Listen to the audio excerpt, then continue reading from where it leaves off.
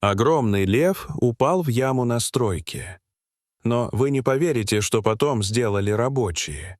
Дорогие зрители, напишите в комментариях, где вы находитесь. Нам правда интересно узнать, из какого вы города. Приятного просмотра.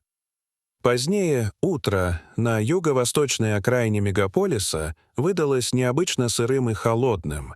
Плотный туман лежал над землей, словно тяжелое одеяло, приглушая звуки и стирая очертания предметов. Именно здесь город постепенно заканчивался. На строительной площадке нового жилого квартала утро начиналось привычно и бездумно. Сонные рабочие расходились по секторам, перекрикивались, звенели инструментами, тяжелая техника прогревала двигатели, выбрасывая в сырой воздух сизые клубы дыма. Старший мастер участка, мужчина крепкого телосложения по имени Андрей Волков, направился к глубокому котловану, вырытому накануне под фундамент главного корпуса. Он хотел лишь проверить состояние свай после ночного дождя. Он не был готов к тому, что увидел. Его шаг оборвался, дыхание сбилось, а рука непроизвольно сжала рацию. Со дна ямы, с глубины почти 5 метров, на него смотрел огромный взрослый самец льва, настоящий хозяин этих земель, зверь, чье присутствие ощущалось в округе годами, но которого почти никто не видел вблизи. Как он оказался здесь, оставалось лишь строить догадки. Возможно, ночная охота завела его слишком далеко. Возможно, густой туман скрыл край котлована, огражденного лишь временной сигнальной лентой. В темноте он сделал шаг и рухнул вниз. На крик Волкова сбежались рабочие, и над котлованом повисла тяжелая вязкая тишина, наполненная страхом и благоговением. Лев был жив. Его тело не выглядело сломанным. Кошачья пластика спасла его от смертельных травм, но состояние зверя внушало первобытный ужас.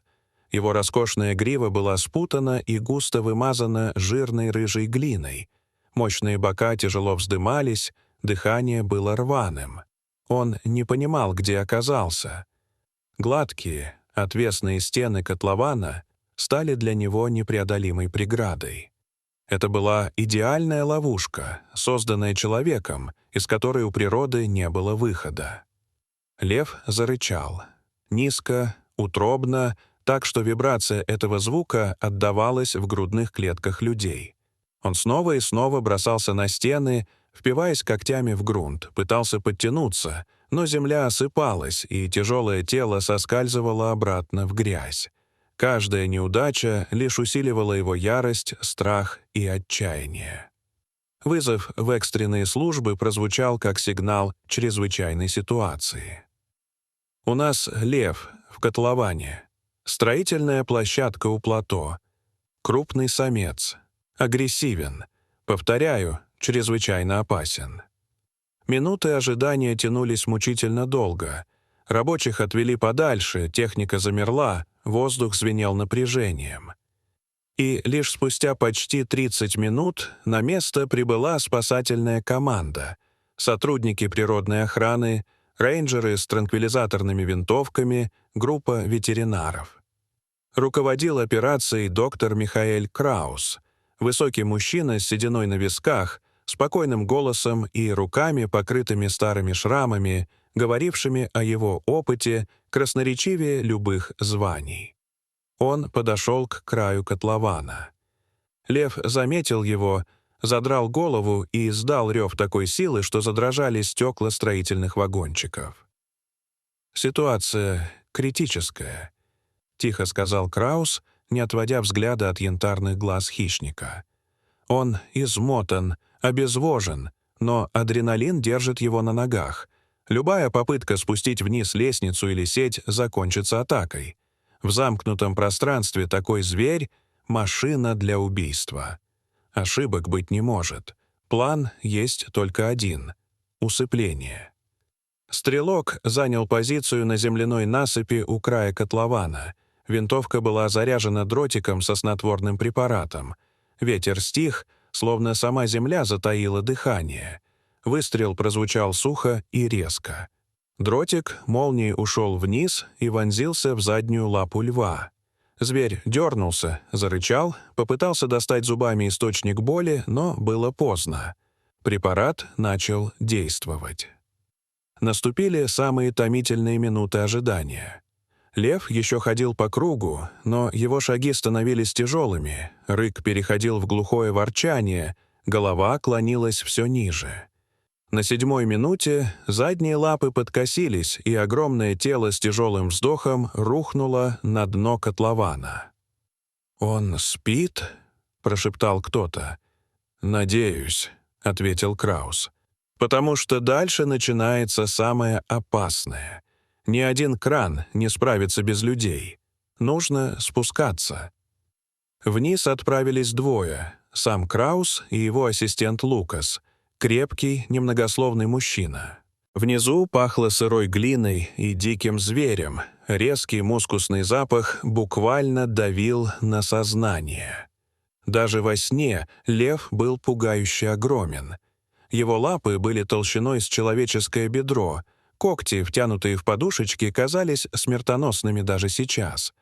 Они работали быстро, но предельно осторожно, протаскивая широкие грузовые стропы под тяжелым телом, приподнимая голову и плечи, понимая, что малейший просчет станет последним. Страх был почти физическим. Если дозировка окажется недостаточной, если зверь очнется раньше времени, выбраться отсюда будет невозможно. «Готово», — выдохнул Лукас, затягивая последний узел. Кран начал подъем. Стальные тросы натянулись. Медленно, сантиметр за сантиметром, тело льва отрывалось от земли. В подвешенном состоянии он выглядел почти беспомощным, но это было лишь иллюзией. Его перенесли за ограждение и аккуратно опустили на траву, в безопасной зоне, подальше от техники. Стропы сняли, ввели антидот. «Всем назад!» — скомандовал Краус. Люди укрылись за машинами, ожидая ярости, паники, хаоса. Лев глубоко вдохнул. Его тело дрогнуло. Янтарные глаза открылись, сначала мутные, затем быстро прояснившиеся. Он моргнул, чихнул, стряхивая остатки сна, и медленно поднялся. Грязь кусками отваливалась с его шерсти, но даже изможденный он был прекрасен. Перед ним был открытый путь к равнине и к свободе. Он не побежал. Он остановился и повернул голову к людям. Время словно остановилось. В этом взгляде не было ярости. Лев открыл пасть и издал тихий, глубокий, вибрирующий звук, похожий на выдох. Он слегка опустил массивную голову. Это был жест признания. Затем он развернулся и неспешной, величественной походкой направился в сторону равнины. Дорогие зрители, что вы думаете об этой истории? Расскажите, пожалуйста, в комментариях. А если вам понравилось это видео, то ставьте лайк и подписывайтесь на наш канал. До свидания.